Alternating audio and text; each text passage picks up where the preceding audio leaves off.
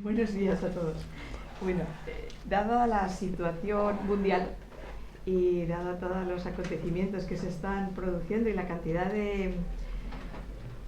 de artículos y de opiniones y de información que nos llega, cuando comprobamos que entre nuestros colaboradores teníamos a Justo Lacunza, que es padre blanco, misionero de África, con unos profundísimos conocimientos sobre el Islam, como habréis visto en el título de la conferencia, Islam, Islamismo y Yihadismo. Pensamos que era muy interesante que en Manos Unidas tuviéramos una información tan cualificada y tan comprobada y tan objetiva como la de Justo. Y le pedimos que si por favor podía venir. Y ya sabéis que la relación de Manos Unidas con los padres blancos es todavía mejor que con las innumerables congregaciones con las que trabajamos. Y nos dijo que por supuesto que encantado.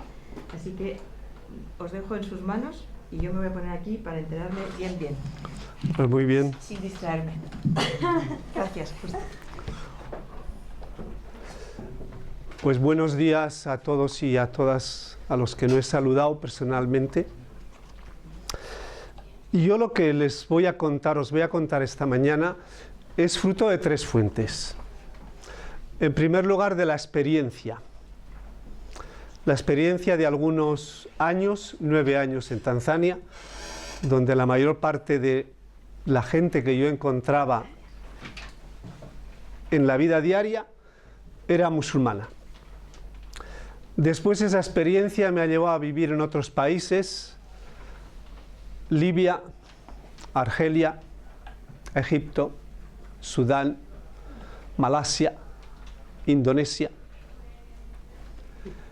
Entonces todas esas experiencias se han ido añadiendo a mi vida personal.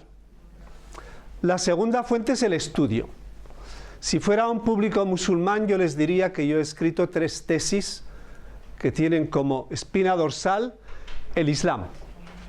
La primera fue sobre un versículo del Corán, la segunda sobre las fuentes islámicas del Cuerno de África y la tercera sobre el Islam suajili del África Oriental. En concreto he dedicado 7 años, casi 8 años de estudios universitarios para cimentar fundamental mi percepción, mi conocimiento, mi análisis y lo que yo quiero decir sobre el Islam. Y la tercera fuente es la investigación. Y yo no he parado de estudiar, continúo leyendo, continúo informándome, continúo paseándome por la red en las cosas que me interesan.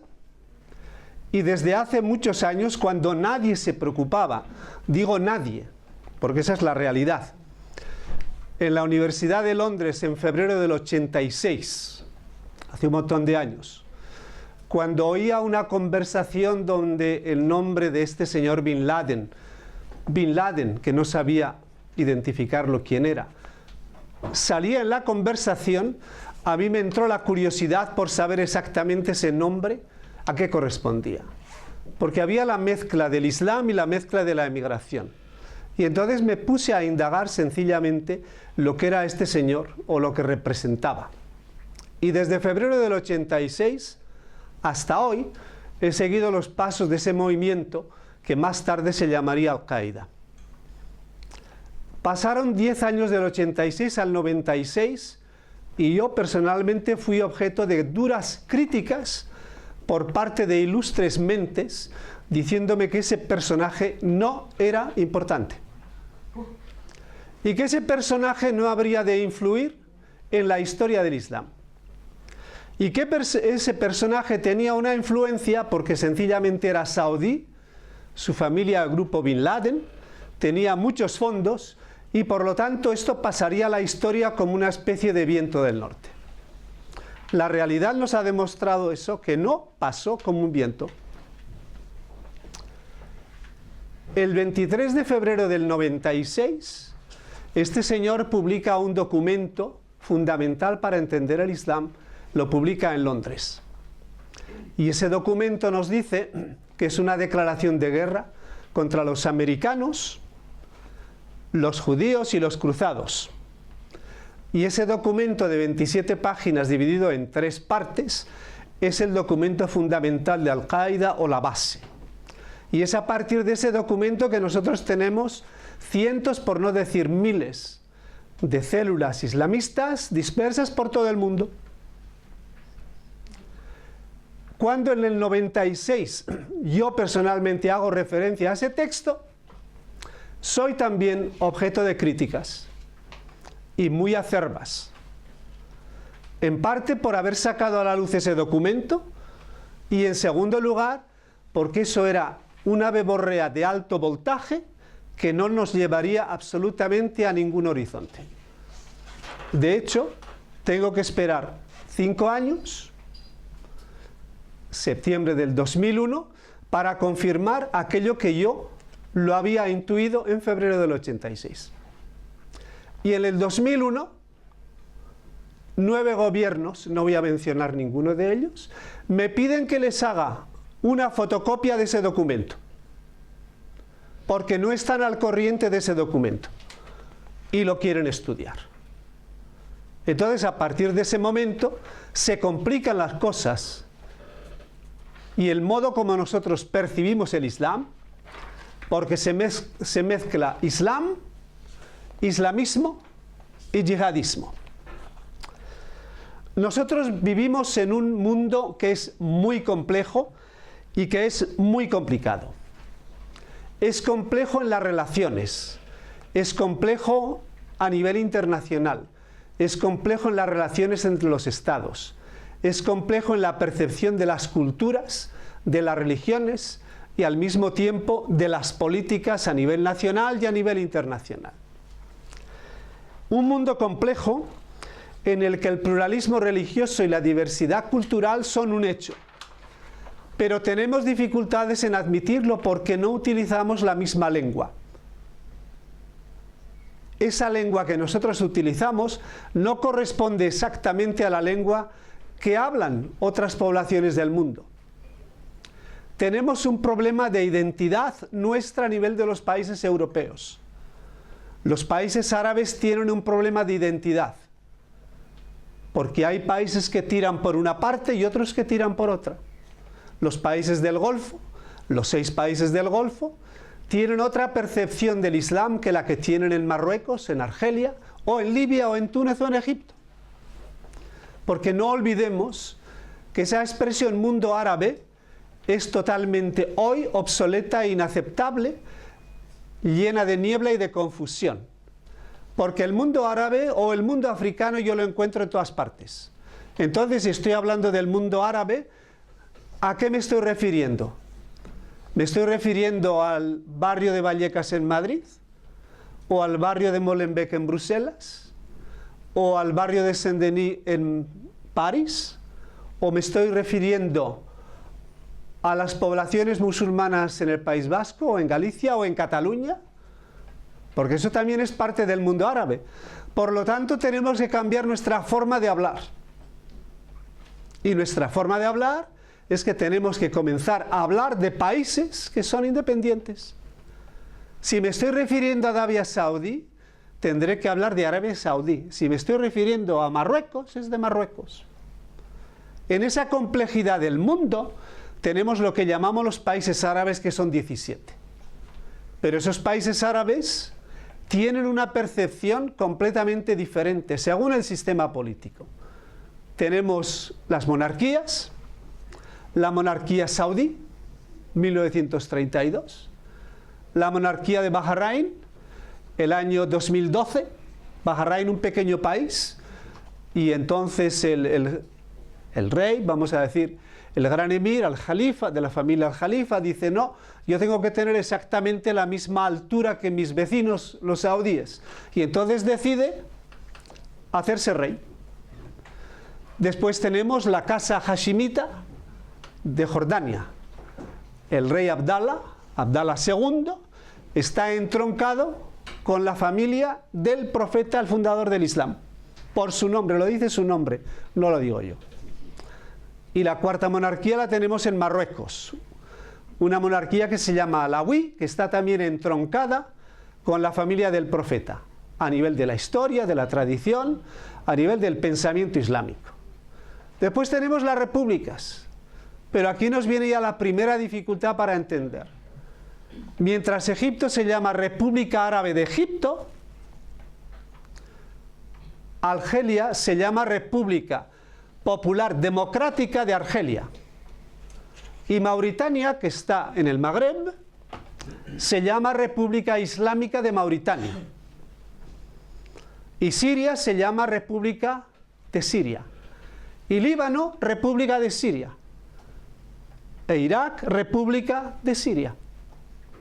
Luego tenemos los Emiratos, que son 7, pero están unidos por una única constitución, pero con 3 grandes diferencias. A nivel de la herencia, a nivel de la propiedad y a nivel de la familia. Cada uno de esos emiratos tiene particularidades respecto de esos 3 temas. Después tenemos un único sultanato, que es el sultanato de Omán. Desde 1971 el sultán Qaboos es el máximo representante religioso y político de esa nación.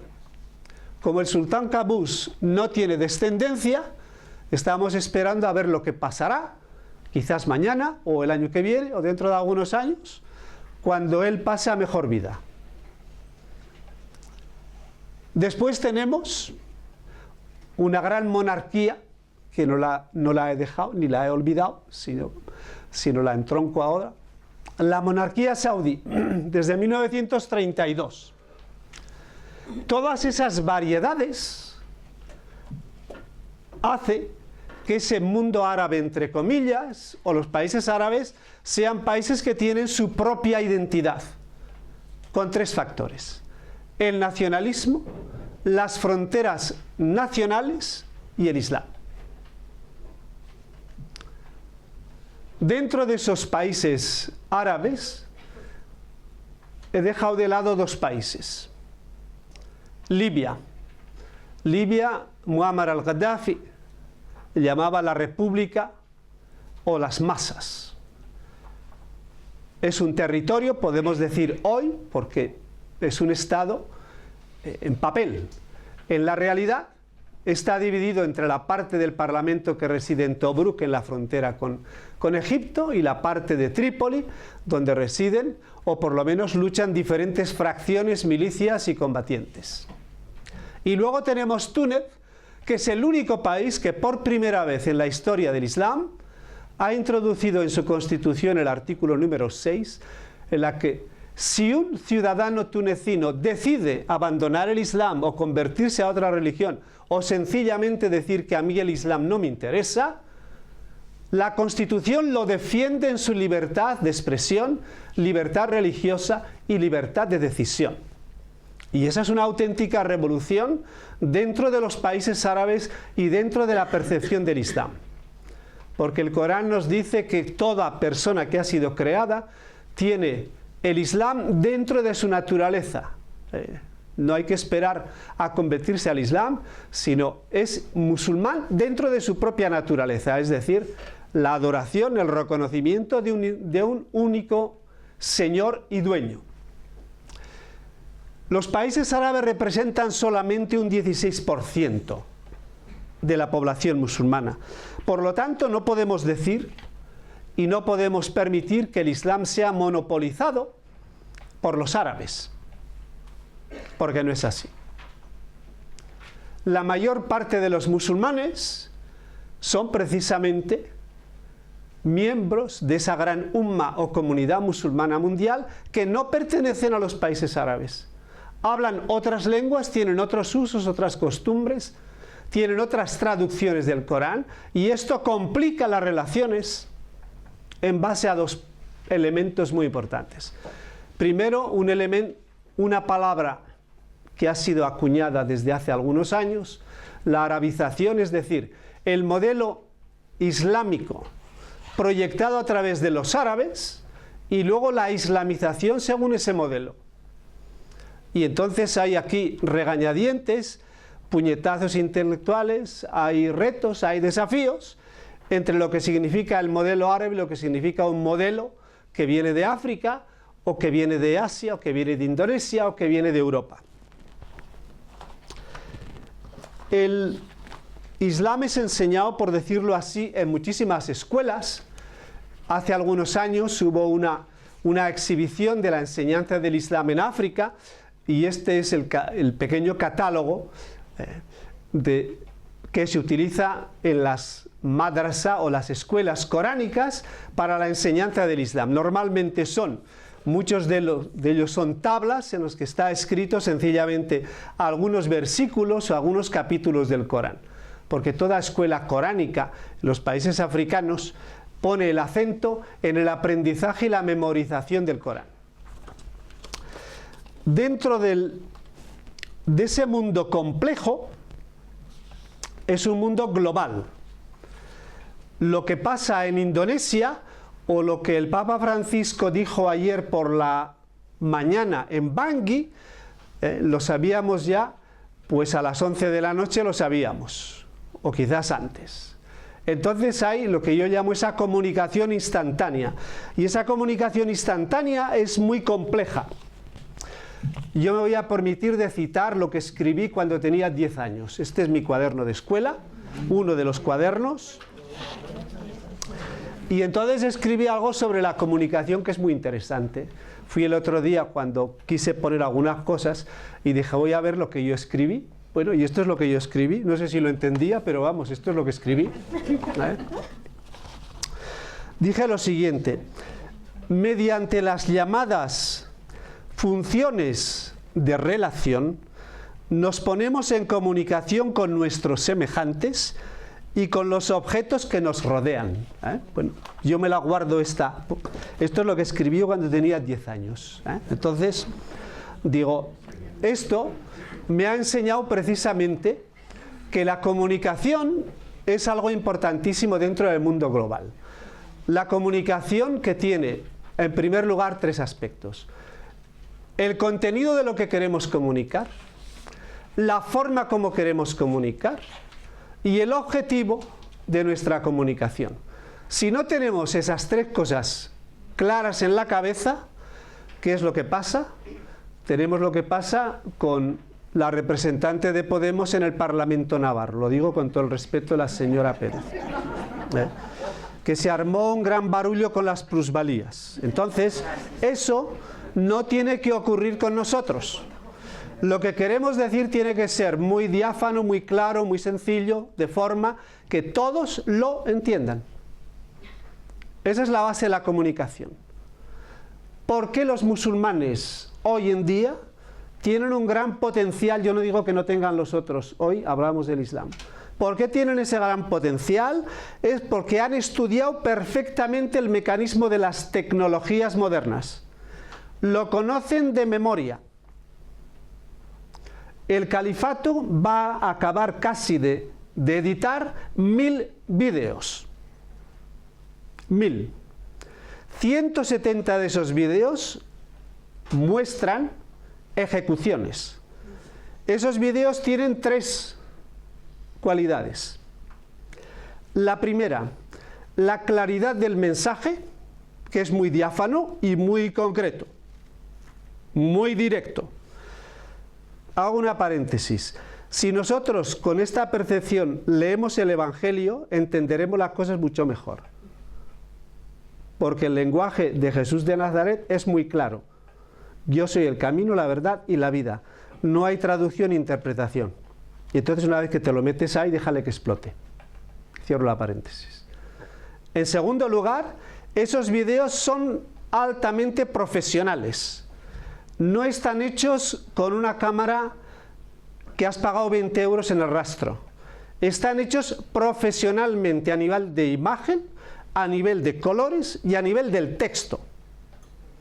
Y en tercer lugar, esos vídeos se emiten a través de todas las posibilidades de redes sociales en algo así como 70 o 80 lenguas del mundo. Por lo tanto, los islamistas o los yihadistas, como los queramos llamar, llegan a los rincones más remotos del globo y del planeta precisamente porque la gente entiende un lenguaje sencillo y diáfano. El mundo de hoy vive con la velocidad y la prisa. Tenéis en el segundo punto de la introducción. El obstáculo de la velocidad y de la prisa. ¿Qué es lo que ocurre? Que hoy tienes los másters que yo llamo de fin de semana. O sea, tienes una persona que comienza un curso el jueves, y no estoy exagerando, acaba el miércoles de la semana siguiente y es máster en no sé qué. Entonces, no sé, a mí me causa pánico. Y esto es porque no tenemos tiempo, tenemos prisa y quizás no tenemos tiempo para las cosas importantes. En todos los medios de comunicación, excepto los británicos, excepto los británicos, hay una consigna en los medios de comunicación. Mira, justo, no tenemos tiempo, tenemos 3 minutos y digo, hombre, pon 2 minutos 40 segundos, es mejor, ¿no? O sea, para las cosas. Bien, os doy un ejemplo. El año pasado, para describir en la 1 de Televisión Española, Televisión de Estado, un atentado en Kabul con 27 muertos, bastaron 16 segundos y algo más. Para hablar en ese mismo informativo de un futbolista, no le voy a dar el placer de pronunciar su nombre, para hablar de su muslo, llegamos a casi 6 minutos.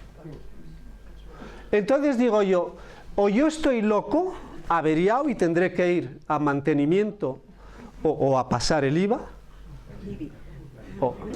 entonces, el ETV, o entonces hay algo que no me funciona. Porque si para el muslo de un futbolista yo tengo que pasar 5 minutos, y para hablar de la destrucción, de la muerte, del asesinato de 27 personas, yo solamente tengo 16 segundos, hay algo que no funciona. Los medios de comunicación son importantísimos, pero nosotros, como vivimos en la prisa y en la velocidad, y estamos muy preocupados porque un cierto señor que guía en la Fórmula 1 igual coge un año sabático y está el mundo que parece que tiembla, al menos eso es lo que nos están diciendo, pues entonces tenemos realmente un problema de saber 3 cosas. ¿Cuáles son los valores y los problemas que realmente nos interesa y que realmente queremos solucionar?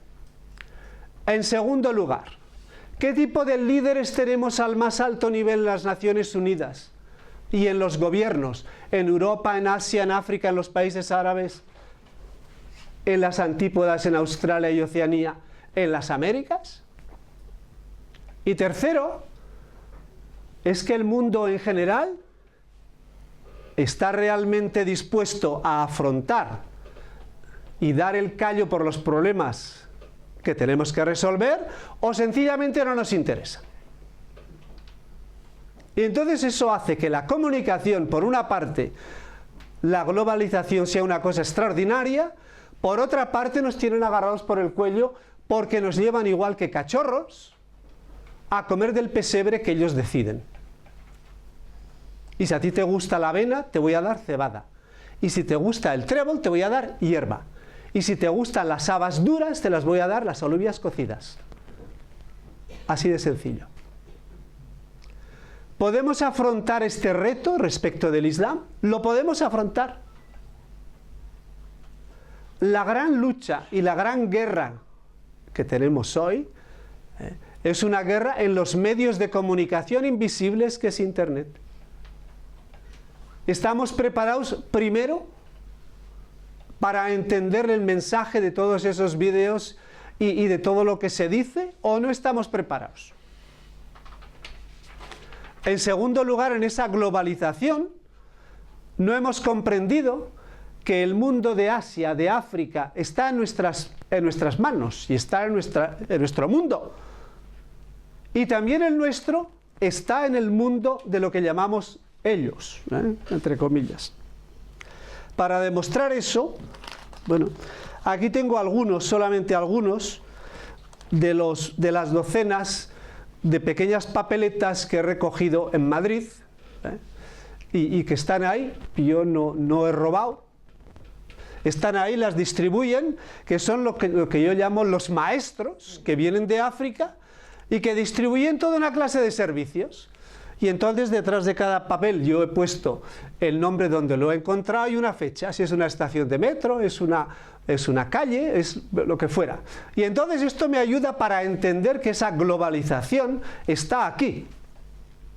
Hace 10 años, la primera vez que me di cuenta de esto era precisamente en París, y en el barrio de Saint-Denis me dediqué a recoger toda una serie de papeletas de africanos que ofrecían sus servicios. Después han llegado aquí a España, han llegado aquí a Madrid. Y muchos de ellos también están en Barcelona, Logroño, Pamplona y otras ciudades importantes. Quizás un poco menos en Andalucía. No lo he entendido todavía por qué, pero algún día no corre prisa y no tengo prisa yo, y entonces pues algún día entenderé por qué esas papeletas no se distribuyen en algunas de las principales ciudades de Andalucía. ¿Qué es el Islam? Muy breve. El Corán nos dice en Corán 3:19 que la religión de Dios es el Islam. Ahí tenemos un texto coránico. Y como el texto coránico para los musulmanes es la palabra de Allah o la palabra de Dios, pues entonces decimos que Dios ha revelado el Islam a un señor que se llama Mahoma, que para los musulmanes es profeta, es decir, que predica, y es también mensajero, es decir, que tiene un texto escrito. Ese Islam nace en la Meca. ¿Qué es la Meca? La Meca era una ciudad que tenía una cultura y una civilización urbana. No tenía una civilización agrícola o beduina. La civilización urbana viene de la palabra urs, que quiere decir urbe, que quiere decir allí donde grupos étnicos, lingüísticos, culturales, de diferente extracción social, política, económica, viven juntos. Madrid es una urbe, pero mi pueblo en Navarra pues no es una urbe. Y cuando llega un extranjero lo miran con los ojos así abiertos, porque dice, este no es de aquí. Y en cuanto abre la boca le detectan, ah, tú eres de aquí, de allí, lo que fuera. Entonces una diferencia entre una aldea, un pueblo, una metrópolis, una ciudad y una urbe. La Meca es una urbe en tiempos de Mahoma y tienen un senado que se llama Malá, o sea que estaban ya muy adelantados. Y hay 13 grupos principales que rigen esa ciudad. Y la administración central, vamos a llamarle el ayuntamiento, está regido por representantes de esos 13 grupos. Y a través del Senado controlan 3 cosas. Controlan el comercio, porque la Meca está en la intersección de vías comerciales, el norte de África, el Oriente Medio y lo que llaman los romanos la Arabia Félix, el sur de la Arabia Saudí. En segundo lugar, la Meca es un lugar de la peregrinación pagana, donde hay un santuario que se llama la Kaaba, que es un cubo. Cubo viene de la palabra Kaaba. En español, cubo viene de la palabra Kaaba. Y entonces la peregrinación es una gran fuente de ingresos. Y luego, en tercer lugar, al mismo tiempo que es una gran fuente de ingresos, en esa Kaaba hay la representación de 352 divinidades y están todos en este parlamento de divinidades. Hay un presidente que se llama el dios Hubal. Esa raíz al, en las lenguas sumeras, árabe, hebreo y otras lenguas, significa divinidad. Tienes de la palabra Allah, que significa la divinidad. En esa ciudad nace un señor que se llama Mohammed. Mohammed bin Abdallah tiene su ascendencia al grupo Hashim, que es la herencia de los hashimitas en Jordania. Tienen un grupo étnico que se llama los Manaf, y después tiene su familia que le llaman Hashim. Y todos estos tienen un antepasado que se llama Quraysh, un nombre bastante popular entre los afganos, Quraysh. ¿Qué es lo que ocurre en esa ciudad? Este señor Mahoma, pues dice que tiene visiones en una montaña que se llama Hira, en las afueras de la Meca.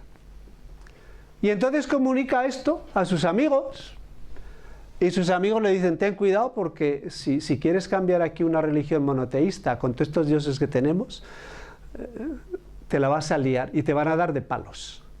Y entonces eso es lo que ocurre, porque si la Meca acepta la creencia o la fe en un Dios único, entonces hay una auténtica revolución en esos tres sistemas: el sistema de creencias, el sistema de mercado y el sistema del poder económico de los mecanos. Entonces Mahoma tiene que emigrar, y emigra a una ciudad llamada Medina. Medina es una ciudad muy particular. Hay 3 comunidades judías, lo tenéis ahí, los judíos son 3 comunidades, y están los árabes. Los árabes son agricultores, mientras que los mecanos eran comerciantes, una gran diferencia. Los judíos ofrecen todos los servicios necesarios para que funcionen las comunidades árabes: las finanzas, el dinero, los instrumentos, las relaciones, los contactos, las infraestructuras. Alguien se podrá preguntar: ¿pero qué hacían los judíos ahí en Medina? La respuesta es muy sencilla. El año 70 Jerusalén es destruida. Y entonces, en esa diáspora, muchos de los judíos siguen una ruta comercial que viene a través de Siria, el norte de la península arábiga, que se enlaza con Alejandría, y bajan por el litoral, las orillas del Mar Rojo, y se afincan en Meca. Se afincaron allí donde podían. Otras comunidades bajaron hasta el Yemen, y tenemos todavía en el Yemen, en Sanaa, algunas de las comunidades judías hasta el día de hoy. Los judíos son 3 comunidades. Entonces, entre ellos hay una especie de buen vivir, de buenas relaciones, pero no faltan tampoco las voces que se oyen por todo el desierto, los enfrentamientos y los retos. Y uno de esos retos es precisamente la cuestión de la religión. Vosotros sois monoteístas, nosotros somos politeístas. Cuando llega Mahoma, ¿qué es lo que ocurre? El grupo o las pequeñas comunidades árabes se convierten al Islam. Y esto es muy importante lo que yo voy a decir ahora, para poder entender algo de lo que pasa en nuestros días. Los árabes se convierten al Islam y ahí nace la primera comunidad islámica y el primer Estado islámico. ¿Por qué? Porque Mahoma se convierte en un jefe religioso y al mismo tiempo en un jefe estatal. Entonces, esas 2 caras de la misma moneda, la autoridad religiosa y el poder político, se unen y se unirán hasta hoy en día, de maneras diferentes, pero están unidas precisamente porque están entroncadas con la fundación de la primera comunidad musulmana en Medina. Mahoma va a volver a la Meca y hay 2 importantes batallas, una en la que los musulmanes pierden, que es la batalla de Uhud, y la otra en la que ellos ganan, que es la batalla de la luna llena, Badr. A Saddam Hussein le gustaba esta palabra Badr, porque a todos sus misiles les ponía el nombre de Badr. Entonces había mucha gente que se preguntaba, ¿pero por qué le dará el nombre de Badr? Pues es la luna llena, ¿no? Eso, para recordar una famosísima batalla. Cuando Mahoma llega en el 630 a la Meca, la ciudad de la Meca no tiene otro remedio más que rendirse. Y se rinde a través de un pacto. Las poblaciones árabes están siempre jugando entre 2 vertientes. ¿Hacemos una alianza y un pacto? ¿O continuamos con la guerra y continuamos con el enfrentamiento? Y entonces haces un pacto. es muy curioso lo que está ocurriendo entre el presidente turco, que es musulmán, Recep Tayyip Erdogan, y el presidente ruso, Vladimir Putin.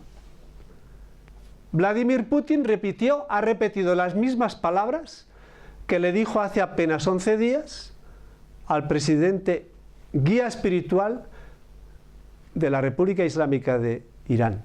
Putin fue a Teherán, fue recibido por Ali Khamenei, el ayatollah Ali Khamenei, que es la máxima autoridad espiritual en Irán, y Putin le dijo textualmente: no tengas miedo, que no te voy a apuñalar por la espalda. Eso es lo que dijo Putin.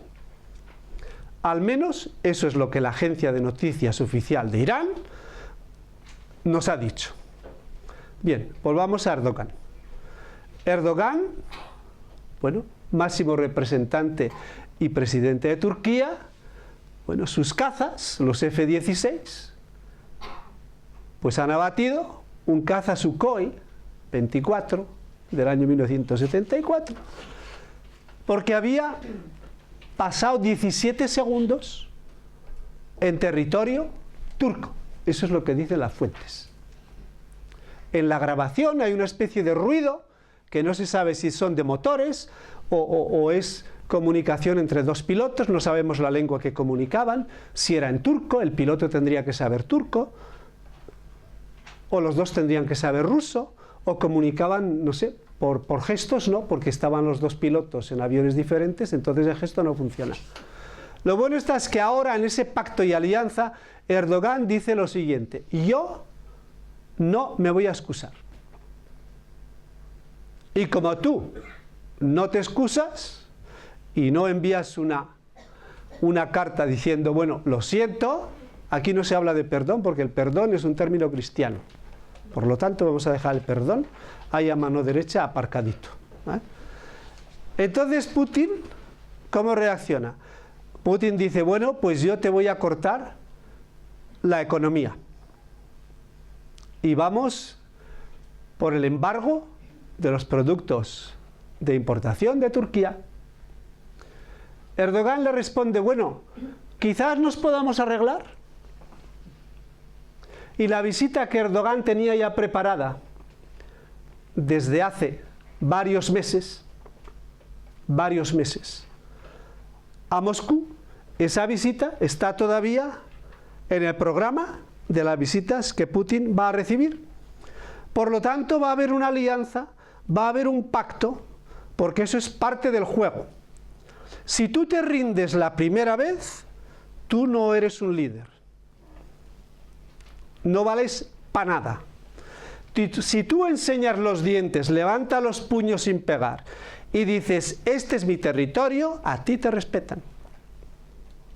Las cosas, como siempre, claras y nítidas. Y entonces llega el pacto, porque tu contrincante va a decir, a mí me interesa el pacto con Turquía. Hago una paréntesis. Hace apenas mes y medio, en el mes de octubre, con fecha 23 de octubre, Erdogan estuvo en Moscú y estuvo acompañado por Putin. Y también estuvo el presidente de la autoridad palestina, Mahmoud Abbas. Abu Mazen, el nombre de batalla. ¿Por qué estuvieron juntos? Estuvieron juntos para la inauguración de la gran mezquita de Moscú, que se llama la Mezquita Catedral. Catedral. Ese es su nombre oficial. Hace algo más de 10 años, en 2004, recibí una invitación del gobierno ruso para estar presente en la primera piedra de esta mezquita. Y me sorprendió que en la invitación oficial estaba escrito Mezquita Catedral, cosa que yo no entendía. Con todo el rollo que tenemos aquí, con mezquita catedral o catedral mezquita o templo o lo que fuera, no voy a entrar en esos berenjenales. Me sorprendió y dije, bueno, como siempre, un poco de paciencia y algún día, de buena fuente, entenderé lo que eso significa. Y la buena fuente llegó en el 2005 en Sevilla. En Sevilla, el segundo congreso de imames y rabinos del mundo reunió a 420, entre comillas, tíos, porque no había ninguna mujer representada que representaba las comunidades musulmanas mundiales. Y como yo era uno de los moderadores de ese tremendo congreso, en el que hubo absolutamente de todo, bueno, pues me encontré con la delegación rusa y nuestra conversación era en árabe y después con algunas palabras en inglés porque era necesario. Y entonces yo les pregunté a ver por qué esto mezquita catedral. Y entonces tuve la explicación. Catedral es el nombre más sublime de un edificio religioso en la historia de Rusia. Por lo tanto, si construimos una mezquita, vamos a ponerle de apellido catedral para recabar, por decirlo así, la historia religiosa de Turquía. Esto sé que suena muy raro, pero entonces vamos a admitir que hay otros países y hay otras civilizaciones y hay otras historias de la Iglesia que funcionan de forma diferente en ese intercambio de palabras. Voy a dar un ejemplo. Tengo aquí un Corán en lengua española y lengua árabe. Este Corán está impreso en el Reino Unido y pertenece a un grupo, a una secta, por decirlo así, del Islam, que son los Ahmadiyya. Los Ahmadiyya tienen una mezquita en Pedro Abad, en la provincia de Córdoba, y entonces uno de sus grandes trabajos es la difusión del texto, la difusión del Islam, tal como ellos lo entienden, que para ellos Mahoma no es el último profeta, sino el profeta de ellos es un señor pakistaní que se llama Mirza Ghulam Ahmed. Entonces, ellos tienen una traducción que es completamente diferente. Esta traducción no la vais a encontrar en las librerías, porque yo la he comprado en el Rastro de Madrid. Por lo tanto, no es una traducción, por decirlo así, que los musulmanes dirían es una traducción ortodoxa. Existen en la lengua española otras traducciones del Corán. Existe una traducción en vasco, y existe que me la limpiaron, me la robaron. Eso es la realidad. No sé si y precisamente por alguien que evidentemente no sabía vasco, pero vio que esto era una traducción en una lengua rara y entonces pues la robaron. Y luego hay una traducción también en catalán.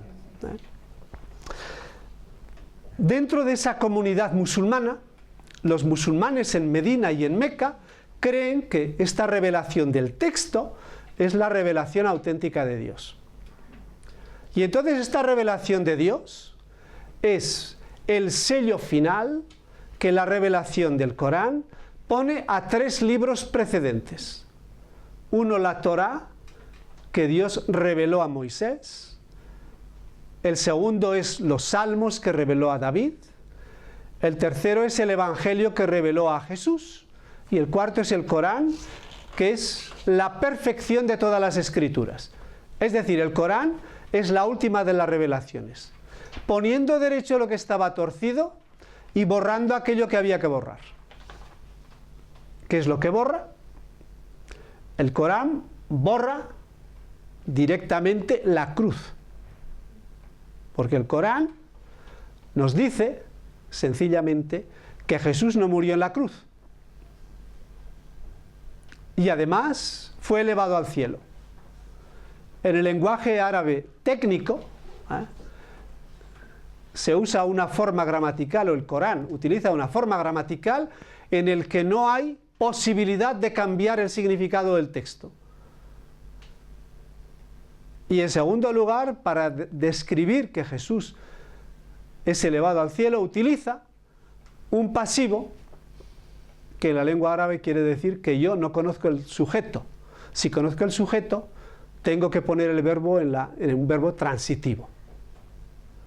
Entonces, conclusión, según el Corán, Jesús no ha nacido como todos nosotros, porque nació por la fuerza del Espíritu Santo, eso es lo que dice el texto del Corán, No murió, por lo tanto, un punto de interrogación, si realmente Él es un ser humano como nosotros. Y finalmente fue elevado al cielo, puesto que no murió, vamos a dejarlo ahí. El credo musulmán tiene 5 artículos. Esta palabra de credo, ahí se utiliza una palabra aqida, que quiere decir el fundamento, que quiere decir la base, que quiere decir los cimientos, ¿eh? Entonces tenemos creer en un solo Dios, pero este Dios es el mismo que el nuestro, es el mismo. La única diferencia es que nosotros a este Dios le damos un abanico de significados en 3 personas. Mientras que los musulmanes dicen, no, este Dios no se puede convertir en otra cosa. Después llegan los ángeles, que son mensajeros. El Corán cita unos cuantos ángeles. El arcángel Gabriel, que es el que da el anuncio a María para que conciba a Jesús, descrito como el hijo de María. Después tenemos las escrituras, y el Corán es la última escritura que da el cuño. Después tenemos la resurrección de los muertos, que es uno de los artículos de la fe musulmana. Y finalmente tenemos la predestinación. La predestinación es decir, que Dios ha decidido ya quién se va a salvar y quién no se va a salvar. Esta es la piedra de choque de todas las corrientes legales, jurídicas, sobre todo místicas y teológicas. Esto vamos a dejarlo ahí aparcado, o en nuestro patio, que son cuestiones complejas y complicadas. También el Islam tiene una expresión litúrgica, y esa expresión litúrgica se define con 5 pilares, le llaman pilares del Islam. La primera es el testimonio de la fe musulmana, que comporta la unidad de Dios y la creencia en Mahoma, que es el mensajero de Dios y el profeta. Para ser musulmán hay que pronunciar esa palabra de fe. Hay que pronunciarla con su propia voluntad. La fe musulmana no es la fe de la comunidad. Y esto tiene una aplicación muy concreta. Decir que el Islam es la religión del Estado es una contradicción. No lo digo yo, lo dicen juristas. Ellos y ellas, no tenemos juristas, ellos y ellas, la fe musulmana la tiene una persona de carne y hueso que con su voluntad ha decidido de abrazar la fe musulmana. Por lo tanto, yo no puedo describir un edificio o un ente diciendo que es musulmán o islámico. Tendré que definir, y veremos con algunos de los ejemplos. Dentro de los pilares tenemos el culto, que es diferente de las oraciones. Normalmente el culto se hace el día de viernes y se hace en la mezquita. Hacerlo en la mezquita no es un absoluto. El musulmán puede hacer su oración ritual y su culto en cualquier parte del mundo o en cualquier parte. En su casa, lo único que se requiere es que normalmente tienen que tener 2 personas, uno que dirige y el otro que sigue. Esa es la única condición. Y luego las abluciones de las manos, las abluciones del cuerpo entero si ha habido relaciones sexuales antes de la oración o en el periodo en el que todavía no se ha hecho y se ha expresado el culto musulmán. Después tenemos el ayuno durante el mes de Ramadán. ¿Qué es el ayuno? El ayuno es definir de nuevo los tiempos en los que tú puedes comer o tienes que ayunar. Decir que los musulmanes no comen durante el mes de Ramadán es falso. Las mejores comidas en el mundo de los musulmanes son las que se realizan durante el mes de Ramadán. Nunca se come mejor. Pero en el momento en que hay luz solar, entonces cunde el ayuno. En el momento en que llega el ocaso del sol, entonces todo aquello que está prohibido se permite. ¿Esto por qué? Porque el calendario musulmán es un calendario que sigue las fases de la luna. Y las fases de la luna siguen los meses. Y los meses son más cortos que los meses solares.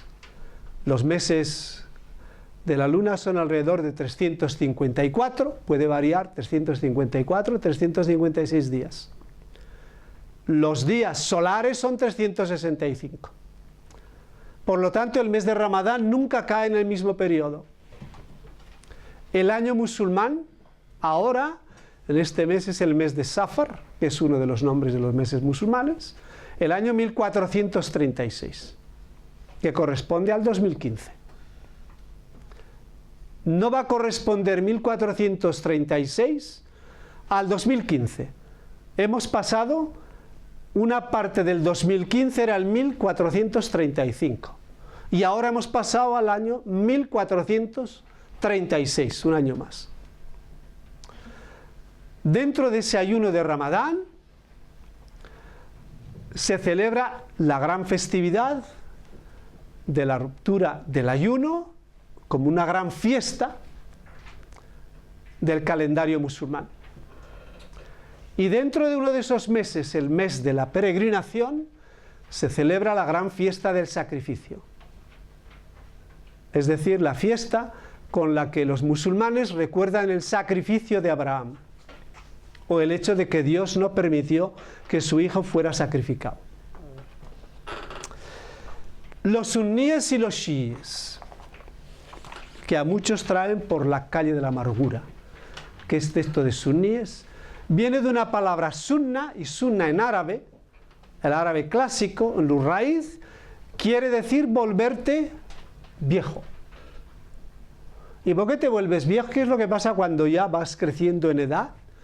Pues te crece la experiencia. No metes la pierna o el pie en el mismo agujero porque ya te has caído 14 veces. Con la experiencia aprendes, la vida te ha vuelto mucho más sabio, la vida te ha vuelto mucho más inteligente. Es decir, la experiencia es lo que vamos a seguir.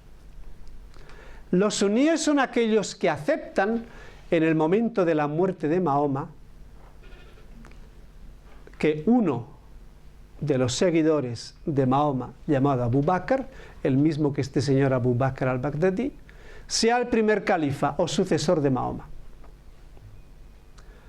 Entonces hay aquellos que dicen no, nosotros no podemos aceptar, y salen de este camino real, y estos son los chiíes. ¿Qué es lo que admiten los chiíes? Los chiíes creen que hay 5 personas importantes en la vida de Mahoma. Está Mahoma, está Khadija, está Fátima, casado con Ali, y tienen 2 hijos, Hassan y Hussein. Khadija sale fuera de los 6 y nos quedamos con los 5. Mahoma, Ali, Fátima, Hassan y Hussein. ¿Por qué los chiíes insisten en seguir el modelo de la familia? Tenemos que hacer un esfuerzo de nuestra propia experiencia cristiana para poder entender esto. Si algún día tenéis tiempo, cuando no tengáis otra cosa que hacer, en vuestros viajes, desplazamientos y momentos de lo que yo llamo la vagancia global, que no sabe uno lo que hacer, y dices, bueno, pues hay un evangelio que se llama el Evangelio de Mateo, que es el primero. Entonces el Evangelio de Mateo se comienzan con lo que llamamos, con una palabra técnica que se llama las genealogías. Aquellos que tenían los genes, ¿quiénes son estos antepasados? Entonces en esas genealogías hay 3 grupos. Y cada grupo tiene 14. 14 personajes. ¿Por qué 14? Porque 14, el 14 y el 15 es en esa noche que corresponde al calendario del mes en hebreo Kol de Nisan, que es cuando ocurrió la celebración de la Pascua. Y Jesús se entronca en esa celebración de la Pascua, entre el 14 y el 15 del mes de Nisan, que corresponde aproximadamente al mes de marzo. Algunos de nosotros hemos tenido la suerte de nacer el día 14, y además de noche, como nací yo. Entonces, para muchos de mis amigos judíos, dicen que eso es una especie de bendición muy especial de Dios, que me hizo nacer en ese día a las 3:10 de la madrugada. Pues digo, pues bueno, pues bendito sea, porque yo no era consciente de eso. Bien, entonces una cosa muy interesante, que esa transmisión de la luz, de guiar la comunidad, pasa a través de la sangre y pasa a través de la familia. ¿Qué es lo que hace Jesús de Nazaret? Jesús de Nazaret le da el vuelco a esto, y tenemos que ver en Juan 4 con la samaritana: no va a ser en esta montaña o allí o aquí, sino en espíritu y en verdad. Y Jesús, con esa pequeña frase, deja, por decirlo así, toda la parte carnal de la progenie, de los antepasados, y entonces nos habla de la verdad, nos habla del espíritu y nos habla del bautismo, en agua y en espíritu. Y él mismo irá con Juan a través de ese camino. Los shiís, ellos dicen, eso ni hablar. Nosotros somos los descendientes de la familia. Y siendo los descendientes de la familia, el guía de esta comunidad tiene que ser precisamente miembro de esa familia. Por lo tanto, la lucha por el control de la autoridad religiosa del Islam y el control de la interpretación de los textos. Mientras que los suníes dicen que este texto no hay que interpretarlo, sino hay que explicarlo. Explicar es una cosa, interpretar es otra. Son dos verbos completamente diferentes. Cosas que nos vienen muy bien en la vida. A mí no me tienes que interpretar, lo único que te pido es que me expliques. Tú me explicas lo que ha pasado. La interpretación, si permites, me la dejas para mí. Yo quiero la información escueta, neta, límpida, clara y directa. Después, la interpretación me la dejas a mí. Y muchas veces nosotros confundimos. Los chiíes dicen que este texto hay que interpretarlo. ¿Qué significa la interpretación? Que en el día de hoy, el máximo representante de los chiíes, que es el Ali Jamenei, el líder espiritual de la República Islámica de Irán, es el que interpreta el texto. Y si Ali Jamenei dijo en su día, tenemos que seguir adelante con la energía nuclear, no hay marcha atrás. Porque él es la suprema autoridad espiritual que interpreta el Islam e interpreta los derroteros de esa República Islámica del Irán. Esto es así de sencillo. No hay que romperse la cabeza diciendo no, porque nosotros vamos a montar las centrales nucleares y queremos el poder. Y no. Mire usted, ese rollo, déjelo aparte. Aquí el problema es que el líder supremo de Irán ha dicho que la energía nuclear tenemos que seguir adelante desarrollándola. Punto. En ese tira y afloja entre suníes y chiíes entra lo que se llama la geopolítica. Entonces, como Irán representa el máximo del chiismo en el mundo, representante oficial, y como resulta que ese país tiene 1230 kilómetros de costa en lo que se llama el Golfo Árabe o el Golfo Persa, o el estrecho de Hormuz, al fondo en el embudo Kuwait, Bahrein, la costa de Arabia Saudí, después tenemos los Emiratos Árabes y una parte de Omán, todos esos países. Entonces los iraníes han dicho muy sencillamente, lo sentimos, nosotros no somos turistas en las costas de nuestro propio país. Nosotros tenemos más costa que todos estos países juntos. Por lo tanto, lo que vosotros queráis hacer en el Golfo, que os queréis repartir ahí, no, cuidado. Esto ha venido reforzado desde el 2003. ¿Qué ocurre el 9 de abril del 2003? La administración o el presidente Bush dice, tenemos que bombardear e invadir Irak. E invade Irak. Y entonces el mayor favor que el presidente americano hizo jamás a la causa chií fue bombardear Irak. Y al bombardear Irak, país con una mayoría chií, vecino de Irán, hace que esa invasión extienda el territorio y el espacio de la influencia chií. Como los árabes musulmanes chiíes son minoría y los árabes musulmanes iraquíes chiíes son mayoría, ¿quién gana la batalla? Los chiíes. Hasta que se crea un vacío institucional con los suníes que están agarrados como los sarmientos a la cepa a un señor que se llama Saddam Hussein.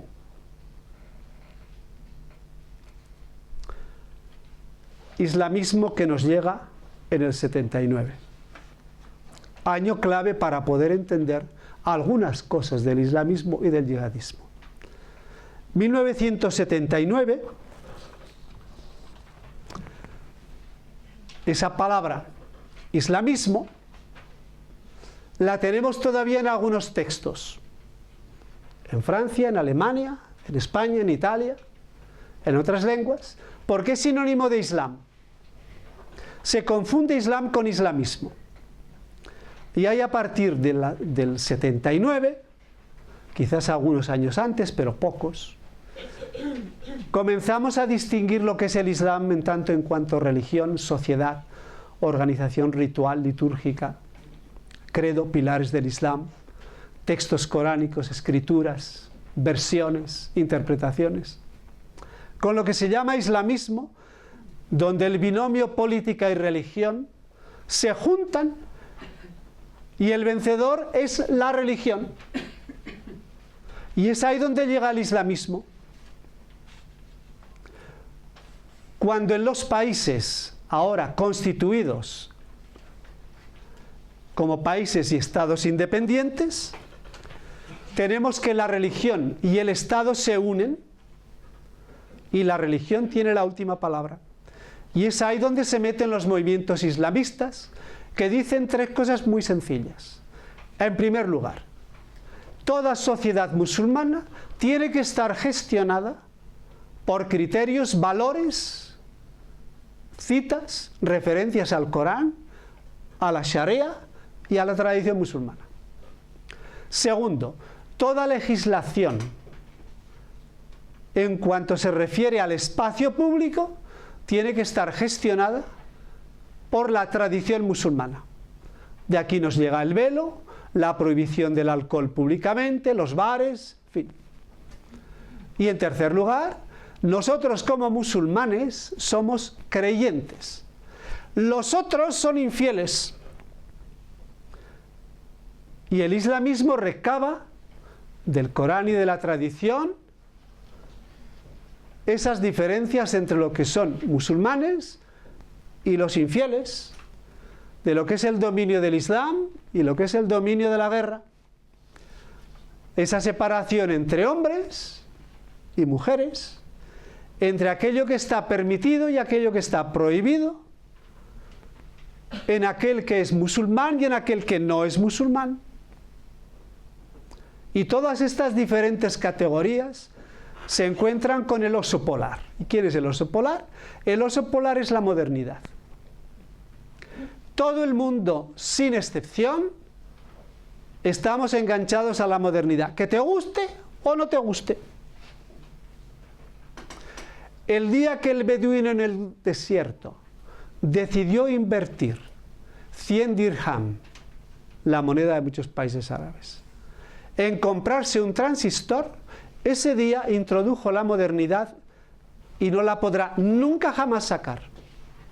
¿Por qué? Porque el beduino con sus camellos, en el desierto, en cualquier otra parte, tenía esa conversación a dos voces, en su mente y en su alma, con voces que él sentía o ella sentía a través de las ondas de la radio. Escuchaba voces, noticias, comentarios, música que venían de otros mundos.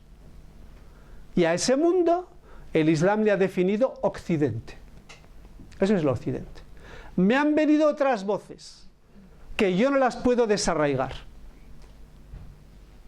Por lo tanto, el beduino utilizaba su propia libertad para decir, esto me gusta, y iba a sintonizar con esta radio, con estas noticias, y ahí comienza con los medios de comunicación, no con Twitter o Instagram o Facebook, que esto llegará. Estos son los copiones de lo que ya ha ocurrido. Comienza esa libertad individual que se extiende después con la televisión, y que la libertad de prensa no tendrá ningún sentido, porque con los medios de comunicación más tarde la tecnología te permite saltar todas las barreras posibles e imaginables. Lo único que el gobierno podrá hacer es apagar el servidor o sencillamente enfrentarse con Google y decirle, lo siento, tú no entras en mi país, lo cual va a ser extremadamente difícil. Una vez que entra esta modernidad, ¿qué es lo que ocurre? Esta modernidad es la auténtica revolución. Y tú esa modernidad la puedes utilizar con un grupo de presión, un grupo de oposición, con una revolución, con un asalto, con una acción terrorista, como tú quieras. Entonces los grupos, por decirlo así, islamistas, comenzando por Al-Qaeda introduce un principio muy sencillo, que lo copiaron de los rusos y de la Unión Soviética en Afganistán, que es precisamente la célula compuesta con máximo de 3 personas para que nadie se escape y tú puedas estar en el anonimato completo, para que nadie traicione el secreto de esa célula. Y esa es la fuerza de Al-Qaeda. Con miles de células en el mundo, no hace falta que tengamos miedo, este es el mundo real, pero que viven en el anonimato. Y entonces eso es lo que hace que el islamismo ponga un punto de interrogación para todos nosotros y comenzando por los musulmanes. Ese islamismo entra dentro de la formación de los estados. En ese tira y afloja si tenemos que tener una legislación musulmana o una legislación civil. El mayor país del mundo, bajo el número de musulmanes, es Indonesia. Indonesia es un país que no tiene la ley islámica en su constitución.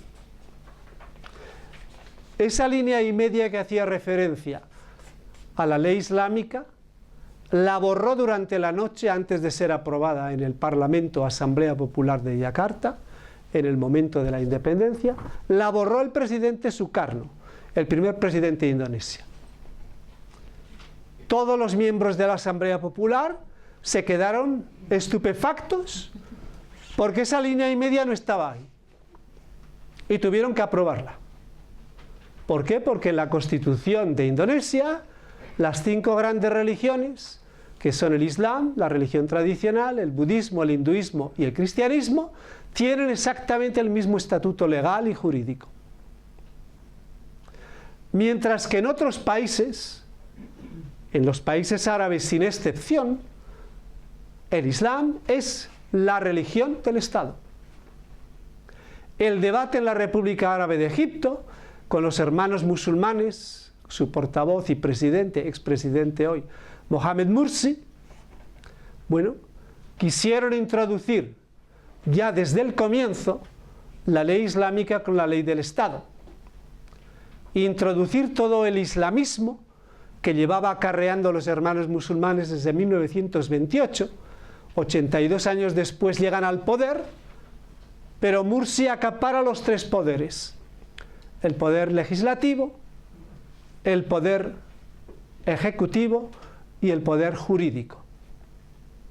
Y entonces el acaparamiento de estos tres poderes hace que este señor Mursi, durante un año, del 30 de junio del 2012 al 3 de julio del 2013, ha monopolizado más poderes que los que monopolizó Abdel Nasser, Anwar Sadat y Hosni Mubarak. Y entonces llegó la hecatombe, porque Mursi había dicho textualmente: si el pueblo de Egipto no me quiere, yo me marcho. Bueno, 23 millones en Egipto dijeron: no te queremos, con un movimiento que se llama Tamarrut. Estamos de vuelta. Y entonces el ministro de Defensa del gobierno Mursi, que es el Abdel Fattah al-Sisi, que es el presidente actual, organizó el ultimátum: te doy 3 días, el 1, el 2 y el 3 de julio. Si no, el día 3 voy a coger el poder. Y cogió el poder, volviendo, por decirlo así, a los tiempos de Hosni Mubarak. Todo movimiento islamista se puede transformar en un movimiento yihadista. Vamos a dejar Egipto ahí. El yihadismo, esta palabra yihadismo, yihad, la palabra de guerra o conflicto, con 3 palabras técnicas diferentes, está mencionada en el Corán, con formas diferentes. 164 veces se hace referencia a la guerra o a un conflicto armado. Una paréntesis. Muchos de nuestros, llamo así, correligionarios, o muchos de los que piensan muy bien y están muy preocupados por llamar a las cosas por su nombre. Yo soy de aquellos que hay que llamar a las cosas por su nombre.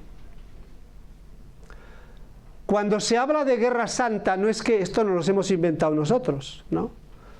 Hace falta leer las campañas entre Medina y Meca, y hace falta leer las tradiciones, que son voluminosas en la historia del Islam, para cerciorarse de una cosa: la guerra ha sido un elemento en la historia musulmana. Punto. Por lo tanto, la yihad no es una invención, y de aquellos que tienen aberración o que tienen odio hacia los musulmanes. No, oiga usted, estudie las fuentes.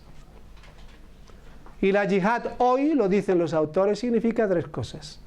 Tú puedes hacer la yihad con la lengua, y ahí va la enseñanza, la predicación, los medios de comunicación. Bueno, todos los medios de comunicación de los países árabes están haciendo la yihad en el sentido de propaganda con las noticias.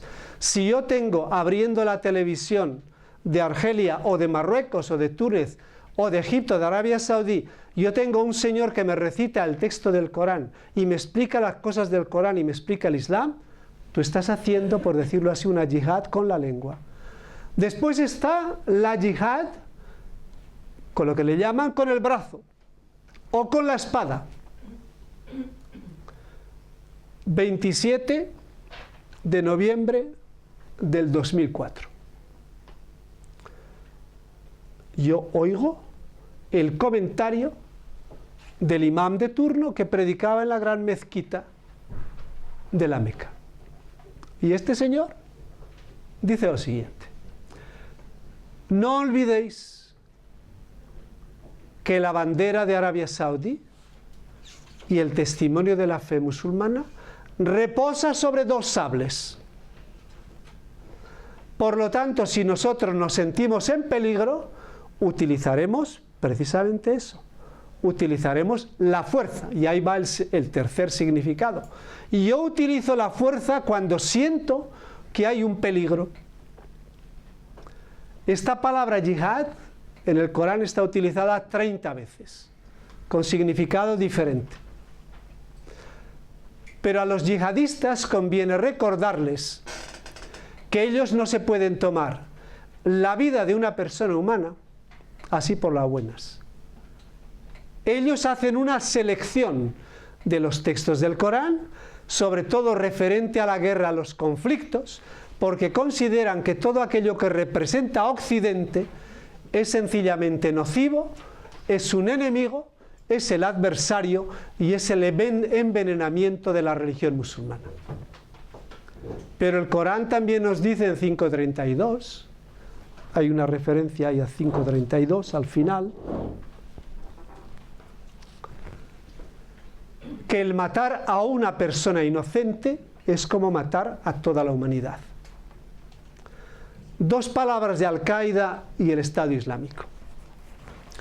La noción de Al-Qaeda es la producción de vídeos que son muy largos y uno se aburre escucharlos.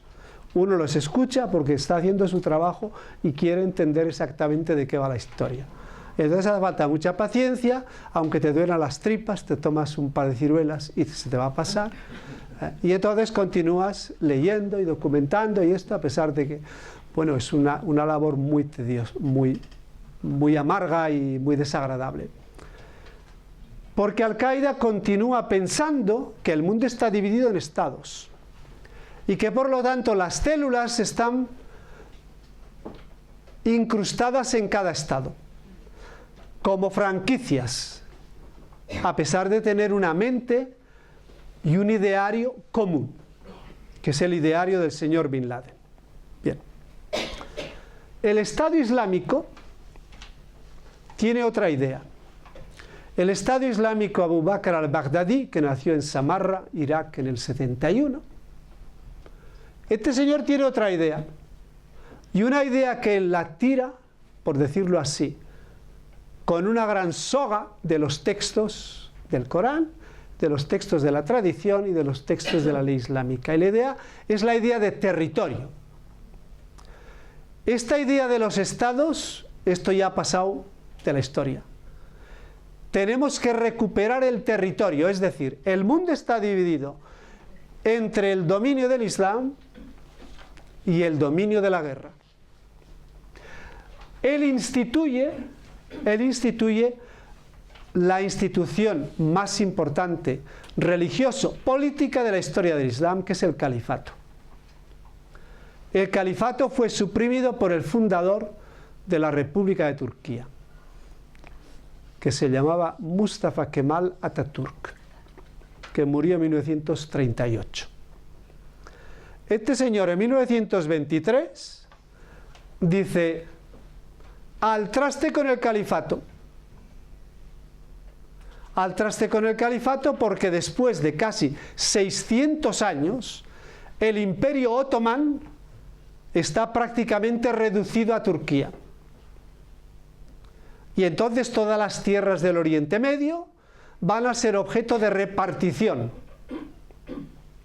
Y nacerán así los diferentes estados. Kuwait en el 22, Turquía en el 23, Arabia Saudí en el 32, y vamos sumando. Este hecho del califato, la supresión del califato, la toma Abu Bakr al-Baghdadi y entonces reta con esa definición tanto los chiíes, que lo consideran como un apóstata y un incrédulo, un infiel y un indocumentado, como por los suníes, que lo consideran como alguien que ha envenenado, que ha pisoteado la autoridad máxima del Islam. Pero lo cierto es que este señor inventa o reinventa esa institución, recabando precisamente un territorio que hoy tiene como base o como capital Raqqa. Este anuncio del califato es muy significativo, la fecha en que se anuncia. nada ocurre al azar. Abro una paréntesis. Todo el mundo, con los terribles atentados de París, matanza, masacres, todo el mundo preocupado por muchas cosas. Y yo me he hecho una pregunta.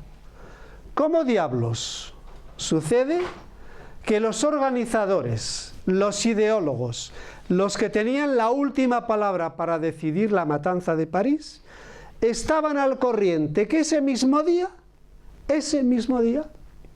el gobierno francés, que lo tenía en secreto, había comenzado a poner en marcha la seguridad para la gran conferencia de ecología? ¿Cómo sabían estos señores? Porque no lo sabía nadie. Y estos sabían que ese día iba a ocurrir eso. Por decirlo así, el día que vosotros ponéis en pie la mayor seguridad de los últimos años, con 120.000 agentes, lo sabemos ahora, en toda Francia, presencia de 147 jefes de Estado, os vamos a retar y a desafiar que sois incapaces de controlar nuestros movimientos. ¿Qué hace al-Baghdadi? Al-Baghdadi proclama solemnemente el califato el día 29 de junio del 2014, que es el día de San Pedro. Es decir, él declara el califato retando el día en el que, para los cristianos católicos, la Iglesia Católica Romana, San Pedro y San Pablo son los fundadores de la Iglesia. ¿Al azar? No hay al azar. Porque al-Baghdadi seguidamente hace tres cosas. Toma algunas ideas de Al-Qaeda, pero refuerza con otros elementos. La primera idea que toma de Al-Qaeda es una idea muy sencilla. Yo voy a construir el Estado Islámico y lo voy a construir exclusivamente sobre la ley islámica. Pero al Baghdadi se le ha olvidado una cosa, porque todos somos unos copiones y nos copiamos los unos a los otros, pero nadie lo reconoce. Al-Baghdadi no ha sido el inventor del Estado Islámico. El Estado Islámico lo inventó, esa terminología, lo inventó un señor, un intelectual indio, llamado Abu Ala al-Maududi. No importa si no recordáis el nombre. ¿Qué es lo que hizo este señor? Fue el fundador de la sociedad islámica, y la sociedad islámica, para poder regirla, nos hace falta el Estado Islámico. El ayatollah Khomeini, lo digo con todo el respeto del mundo, esto ya lo he dicho también con la televisión iraní, en 2 largas entrevistas, el ayatollah Khomeini tomó esa nomenclatura del Estado Islámico y publicó un libro muy pequeño, 80 páginas, que llevaba por título El Estado Islámico. Por lo tanto, al-Baghdadi no nos inventa algo nuevo, pero al-Baghdadi, en segundo lugar, da un contenido nuevo. Y en ese contenido nuevo está la lucha frontal contra la noción de un Estado con límites y fronteras nacionales y geográficas. Y aquí se refiere a esos famosos acuerdos de Sykes-Picot, la historia de estos 2 embajadores, uno francés y el otro británico, que se encontraron en Londres, y el embajador francés, esto es parte de la historia, el embajador francés no hablaba inglés y el inglés no hablaba francés, por lo tanto había traductores. Entonces es una cosa muy peligrosa. El embajador británico le preguntó al embajador francés, después de haber dividido las tierras que quedaban del Imperio Otomán, después nacerán Líbano, nacerá Siria, nacerá la Transjordania, el ruiseñor. Y entonces el embajador británico le pregunta al embajador francés: señor embajador, ¿su gobierno necesita alguna otra posesión en el Oriente Medio? ¿quieren ustedes quedarse con Mosul o va así bien la cosa como hemos dividido? Y entonces estos dos embajadores deciden lo que va a ocurrir en la división de los estados. Esa es la historia. Al-Baghdadi, que conoce muy bien esas historias, las conoce demasiado bien, entonces él dice, no, aquí todo esto de las líneas geográficas de los territorios hay que echarlo por la borda. Aquí se trata del dominio del Islam en todos los frentes. El tercer elemento que ocurre con al-Baghdadi es el siguiente. Él se enfrenta con las instituciones musulmanas, sobre todo con la Organización de la Cooperación Islámica y con la Liga del Mundo Musulmán, se enfrenta con los suníes y se enfrenta con los chiíes, porque él se autoproclama califa Ibrahim. Este efecto de haber creado un territorio hace un efecto llamada en miles y miles de jóvenes a través de las redes sociales. Miles de jóvenes que ven que en sus propios países no tienen perspectiva. No olvidemos que en 2011, en el momento de las primaveras árabes, solamente en Arabia Saudí el 46% de los habitantes de Arabia Saudí que tienen menos de 30 años estaban en el paro. Entonces, y como en Arabia Saudí, en muchísimos otros países. Y ese efecto llamada hace que miles y miles de jóvenes de todo el mundo acudan para luchar por una causa noble, por un ideal. Te pago, te doy de comer, te doy las armas, si tienes que viajar te pago el viaje, tú tranquilo que vas a vivir, y lo demás de radicalización, eso me encargo yo. De limpiar el coco me lo encargo yo. Tranquilos, no va a pasar nada. Y ahora acabo. Entonces, el califato supone un reto y supone, por decirlo así, un desafío en tres niveles. Supone un desafío a nivel de la seguridad mundial, y esto ya lo hemos tenido desde Al-Qaeda. Supone para los musulmanes una guerra entre lo que es el yihadismo, el islamismo y el islam, que este es un problema que lo tienen que solucionar los musulmanes. Yo no soy nadie para solucionar los problemas de alguien que no pertenece a mi senda religiosa.